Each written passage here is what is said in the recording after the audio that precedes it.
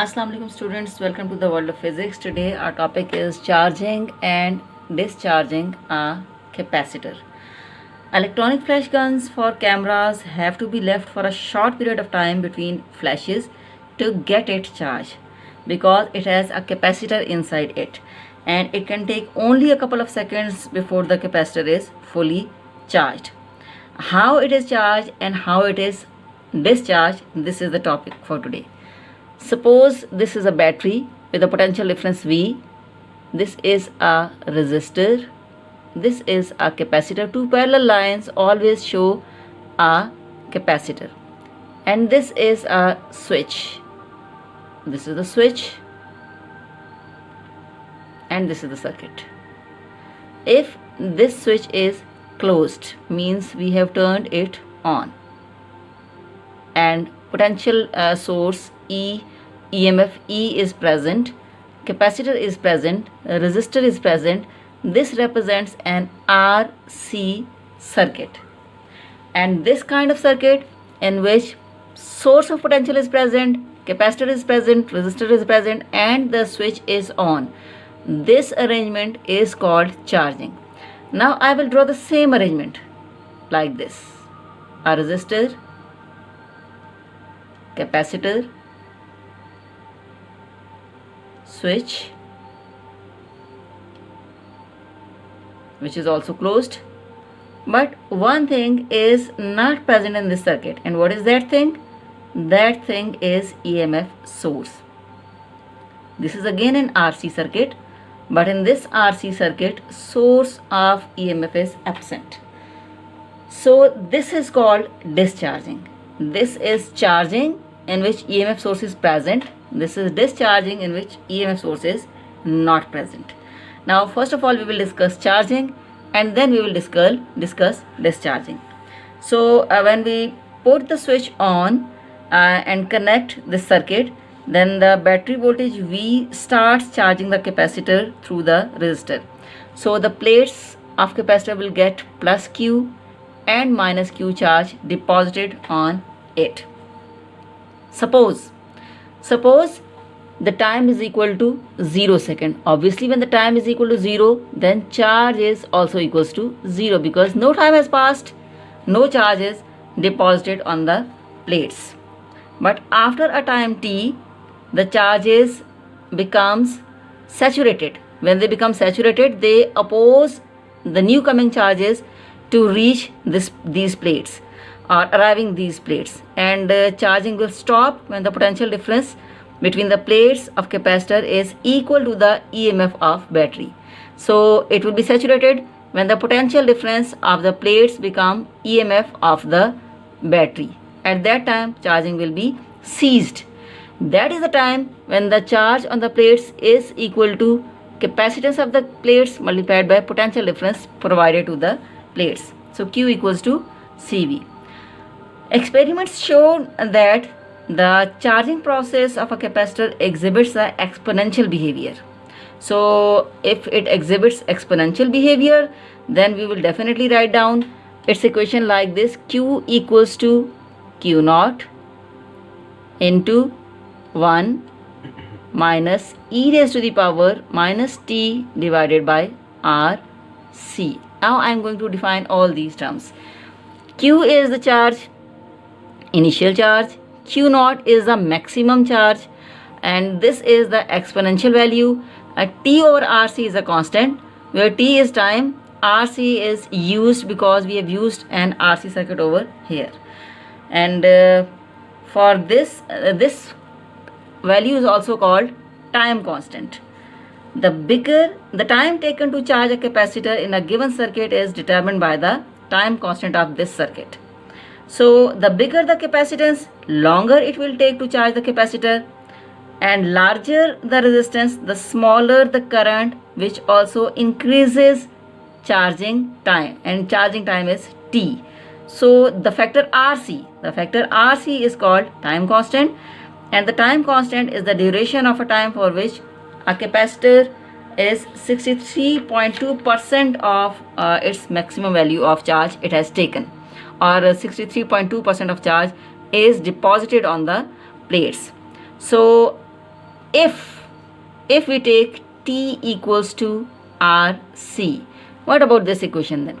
This equation will become Q equals to Q naught 1 minus e raised to the power minus 1. Why it is minus 1? Because T is equal to RC now. RC or RC is cancelled. So e raised to the power minus 1.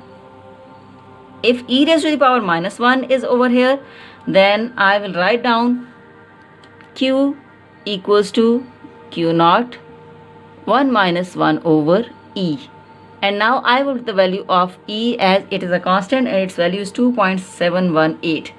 So it is now Q naught into 1 minus 1 over 2.718.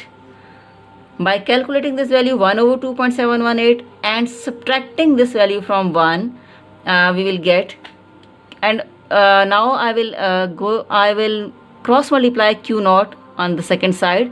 So I will get Q over Q naught.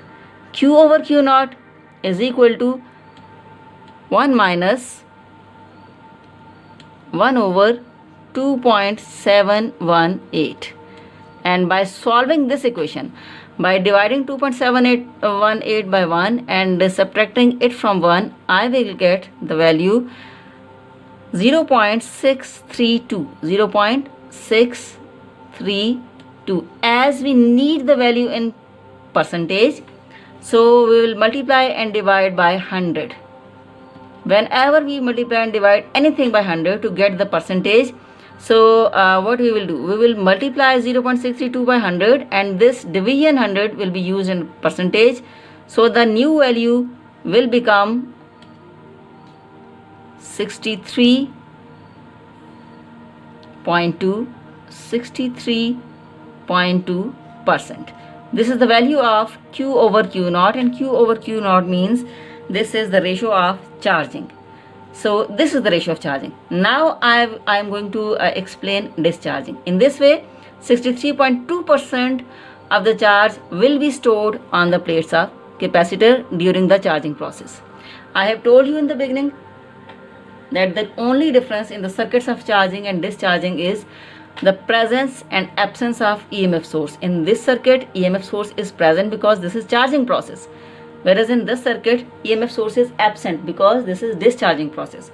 So when we will remove the EMF source, definitely this resistor needs EMF, which will be provided by the capacitor. So to provide this capacitor to the resistor, capacitor will get starting discharging. During this discharging process, again we will use the exponential equation, but in a different way. In this equation, we have used Q equals to Q naught into 1 minus e raised to the power minus t over RC, whereas in this equation, we will use Q equals to Q naught e raised to the power minus t divided by RC. Again, over here in this case, RC is the time constant. By putting the value of t equals to RC, we will write down Q equals to Q naught into e raised to the power minus 1. Because t is equal to RC, because this is the maximum time in which capacitor is uncharged. So now by cross multiplication, Q over Q naught equals to e raised to the power minus 1. Q over Q naught is equal to 1 over e. By putting the value of e, Q over Q naught is equal to 1 over 2.718.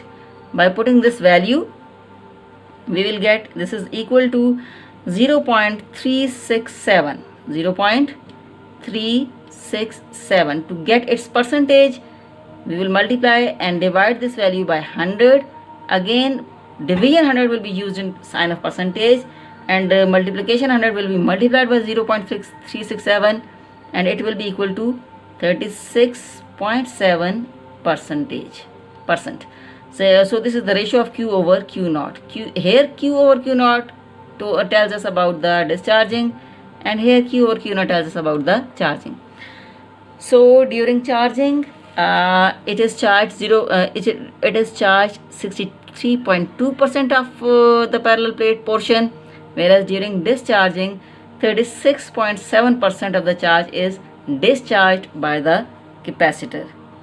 And charging and discharging of a capacitor has many applications, like CDI. CDI means capacitance, capacitor discharge ignition. It is a kind of system used in automobile, automotive electronic ignition systems, which is widely used in motorcycles, lawn movers, cars, small engines, turbine powered aircrafts, and in some other engines. So this is the process of charging and discharging of a capacitor. Thank you very much.